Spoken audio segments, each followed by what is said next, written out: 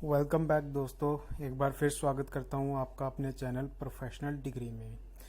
तो दोस्तों, इस चैप्टर में हम पढ़ रहे थे NISM mutual fund distributor exam के बारे में। इसका सिलेबस हम कवर कर रहे थे।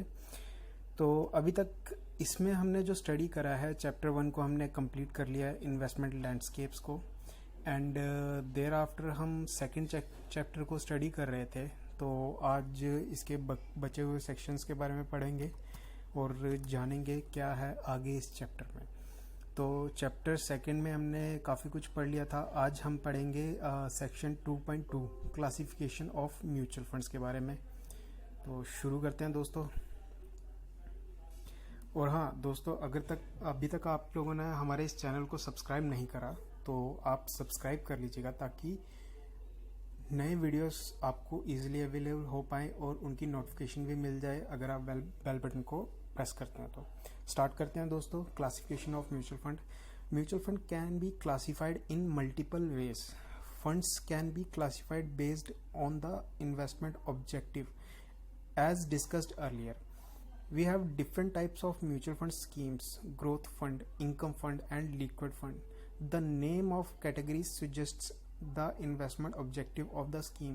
The other way in which the mutual fund can be classified have been discussed below.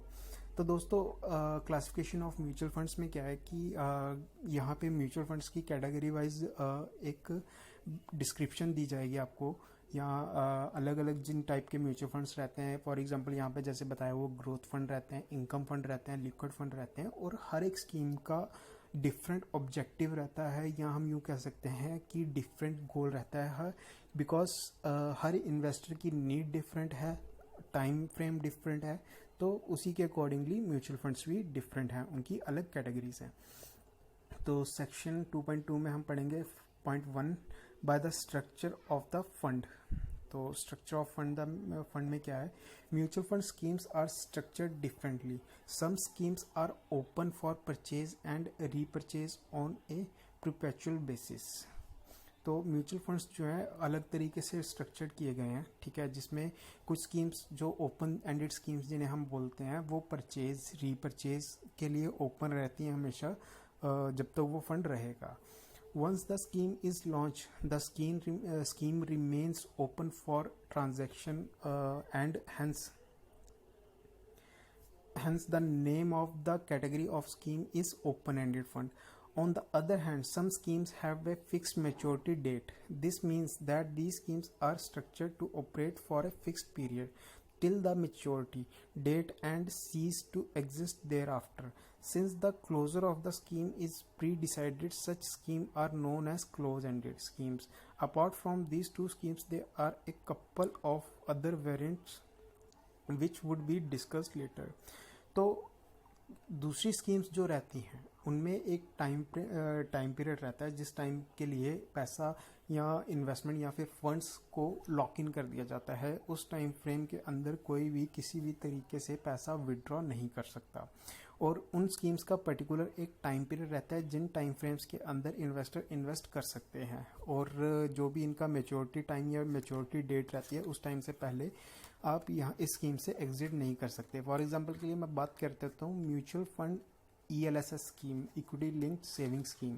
तो इस स्कीम के अंदर 3 साल का लॉक इन पीरियड रहता है। अगर किसी भी इन्वेस्टर ने इस स्कीम के अंदर इन्वेस्ट करा है तो उसे 3 साल के लिए इन्वेस्टेड रहना पड़ेगा, चाहे मार्केट अप जाए चाहे डाउन। बट इसमें क्या रहता है कि इसमें इन्वेस्टर कभी भी इन्वेस्ट कर सकता है, तो ये प्रॉपरली क्लोज एंडेड स्कीम भी नहीं रहेगी।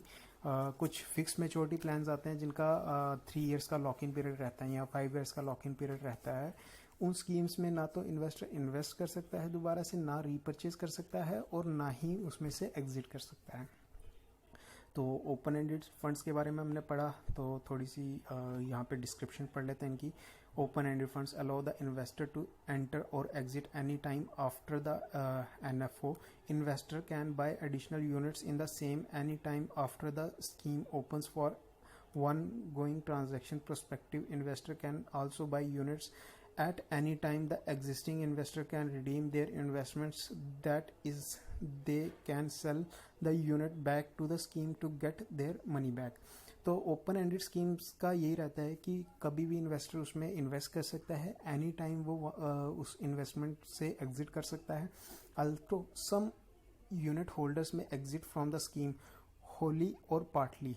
तो इन्वेस्टर जो है कंप्लीट रिडम्पशन भी कर सकता है और पार्शियल रिडम्पशन भी कर सकता है. The scheme continues operations with the remaining investor.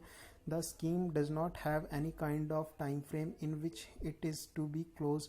The ongoing entry and exit of investor implies that the unit capital in an open-ended fund would keep charging on a regular basis. तो open ended schemes में जिस तरह से exit load जो applicable रहता है, ठीक है, तो ये एक टाइम फ्रेम के लिए रहता है. फॉर एग्जांपल आज की डेट में जो ओपन एंडेड स्कीम्स के ऊपर, इक्विटी स्कीम्स के ऊपर एग्जिट लोड रहता है वो 1% का रहता है, ठीक है. तो उस टाइम फ्रेम में 1 ईयर के अंदर कोई भी इन्वेस्टमेंट्स को अगर रिडीम किया जाता है तो उस इन्वेस्टमेंट के ऊपर 1% का एग्जिट लोड एप्लीकेबल रहता है. थर्ड पैराग्राफ है when an investor invest money in the scheme new units would be created and thus the unit balance would increase. On the other hand, when some exists the scheme fully or partially, the units sold back to the scheme would be cancelled, due to which the unit balance of the scheme would go down. तो जब भी कोई investor investment करता है तो उससे जो unit balance यानी कि यूनिट्स जो है इन्वेस्टर के इंक्रीज करते हैं, और जब भी कोई उन यूनिट्स को सेल करता है या पार्शियली या फुल विड्रॉ करता है तो वो स्कीम्स यूनिट्स जो हैं वो या तो कैंसिल हो जाते हैं या रिडीम हो जाते हैं. क्लोज एंडेड फंड के बारे में पढ़ते हैं. Close ended funds have a fix maturity. Investor can by units of A close ended scheme from the fund only during its NFO. Close ended fund को हमेशा एनएफओ के टाइम के पे ही परचेज किया जा सकता है. The investors can transact with the fund after the NFO is over. तो जब एनएफओ ख़त्म हो जाता है तो उसके बाद कोई भी इन्वेस्टर उसमें इन्वेस्ट या ट्रांजेक्शंस नहीं कर सकता. At the end of the maturity period the scheme is wound up, units are cancelled and the money is returning to the investor. तो जो भी ओपन क्लोज एंडेड फंड्स के अंदर पैसा होता है, जैसे ही ये स्कीम्स क्लोज होती हैं तो पैसा ऑटोमेटिकली इन्वेस्टर के अकाउंट में चला जाता है. The fund makes arrangements for providing liquidity post NFO through listing of the units on a stock exchange. Such listing is compulsory for close-ended scheme to provide liquidity to the investors. Therefore, after the NFO, investors who want to buy units will have to find a seller for those units in the stock exchange. Similarly, investors who want to sell units will have to find a buyer for those units in the stock exchange, since post NFO sale and purchase of units happen to or from counterparty in the stock. तो NFO close होने के बाद कोई भी investor new investments NFO के अंदर initiate नहीं कर सकता. एक्सचेंज एंड नॉट टू और form the scheme, the unit capital of the scheme remains stable और fixed. Post NFO, the sale and purchase transaction happen on the stock exchange between two different investors, and the fund is not involved in the transaction. Depending on the demand supply situation for the units of the scheme on the stock exchange, the transaction price could be higher or lower than the prevailing NAV. Therefore, the transaction price is likely to be different from the NAV. Experience suggests that most of the time the units trade at a discount to the NAV. This can be understood logically. The buyer has money and hence many options to choose from, where the seller has the units of the close-ended fund. This puts the buyer in a better bargaining option. तो basically close ended scheme से एक बार close हो जाती हैं तो वो through exchange भी आप परचेज कर सकते हैं या फिर सेल कर सकते हैं. बट उसमें क्या रहता है कि जो भी नैब इसकी रहेगी, चाहे नैब फॉर एग्जांपल हम बात कर लेते हैं, नैब अगर आज की डेट में 10 रुपये की चल रही है, बट वहाँ पे हो सकता है आपको 9 रुपये का प्राइस मिले, हो सकता है आपको 11 रुपये का प्राइस मिले. तो ये चीज़ें उस सिचुएशन पे डिपेंड करेंगी.